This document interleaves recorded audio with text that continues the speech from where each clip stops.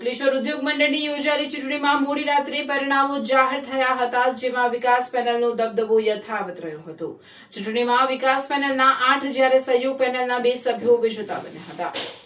એશિયાની સૌથી મોટી ઔદ્યોગિક વસાહતના સુકાન માટે યોજાયેલી અંકલેશ્વર ઉદ્યોગ મંડળની ચૂંટણીમાં સત્તાધારી વિકાસ પેનલે ફરી એકવાર પોતાની મજબૂત પકડ સાબિત કરી છે।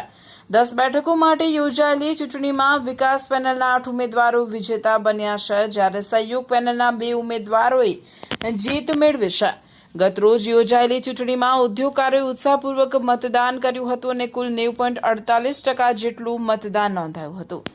મતગણતરી પૂર્ણ થયા બાદ મોડી રાત્રે પરિણામો જાહેર કરવામાં આવ્યા હતા। પરિણામ સાથે હવે 30 સભ્યોની મેનેજિંગ કમિટીમાં વિકાસ પેનલના 21 સભ્યો થયા છે, જેના કારણે આગામી કાર્યકાળ દરમિયાન મંડળના વહીવટ અને વિકાસ કાર્યોમાં વિકાસ પેનલનું પ્રભુત્વ યથાવત રહેશે। પરિણામ જાહેર થતાં જ વિકાસ પેનલના સમર્થકોમાં ખુશીની લાગણી જોવા મળી હતી।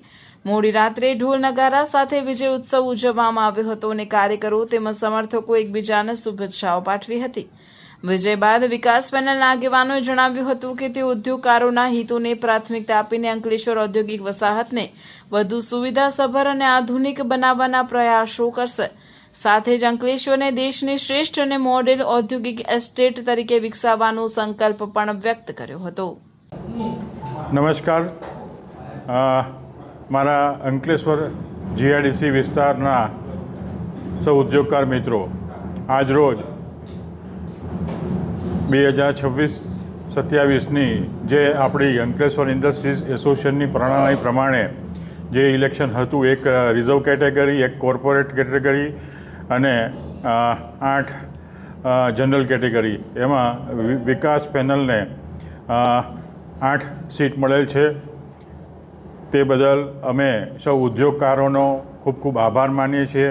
આજરોજ તારીખ 30 જૂનના અંકલેશ્વર ઇન્ડસ્ટ્રીઝ એસોસિએશનની મેનેજિંગ કમિટીના 10 ઉમેદવાર માટેની ચૂંટણી યોજાઈ, જેમાં 1 ઉમેદવાર કોર્પોરેટ કેટેગરી, 1 ઉમેદવાર રિઝર્વ કેટેગરી અને 8 ઉમેદવાર જનરલ કેટેગરી, એમ કુલ 10 ઉમેદવાર વિજેતા ઘોષિત કર્યા છે હમણાં જ।